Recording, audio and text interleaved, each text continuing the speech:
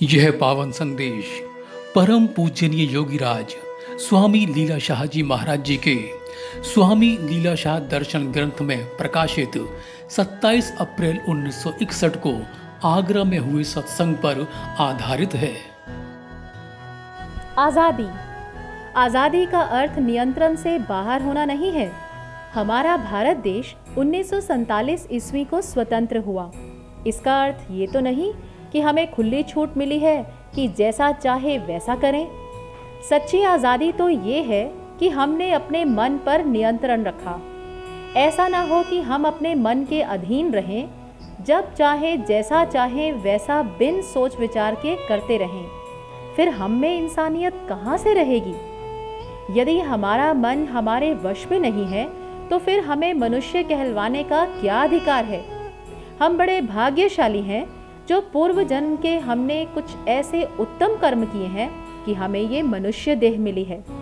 84 लाख योनियों में सबसे उत्तम मनुष्य देह है। देव देवता भी इसके लिए तरसते रहते हैं, परंतु हम इसकी कद्र नहीं करते। यदि हम अब भी सचेत नहीं हुए तो फिर किस योनि में हम अपना उद्धार कर सकेंगे? आज़ादी व गुलामी। अपने अपने कमरे में रहते हो, अंदर बाहर आ जा सकते हो, ये आज़ादी है। परंतु जब दूसरों के अधीन रहते हो तथा बाहर से कोई तुम्हारे कमरे में ताला लगाकर चाबी अपने पास रखता है और जब चाहे वो ताला खोलकर तुम्हें बाहर निकाल सकता है, तब ये है बंदी खाना अर्थात गुलामी। जब आप भीतर हो पर भीतर से ही ताला लगाकर चाबी अपने पास रखते हो, अपनी इच्छा अनुसार अंदर बाहर आ जा सकते हो, तब ये है सच्ची आज़ादी। इसी प्रकार यदि आपका अपने मन पर नियंत्रण है तथा सोच समझकर कार्य करते हो तो ये आज़ादी है। परंतु यदि मन के गुलाम हो तथा उसके कहे अनुसार चलते हो तो गुलाम हो। मन के अधीन हो तो फिर स्वतंत्रता कैसी? फिर तो जीवन बर्बाद समझना चाहिए। विदेशों में देखते हो कितनी स्वतंत्रता है। उठने बैठने, खाने पीने, घूमने फिरने, खर्च करने आदि की सबको आज़ादी है। बेटी बेटा, माता पिता सब कमा रहे हैं। पता नहीं किस समय आते हैं, किस समय जाते हैं, कब खाते हैं, कहाँ जाते हैं। सब अपनी अपनी मस्ती में मस्त रहते हैं, अर्थात सब स्वतंत्र हैं।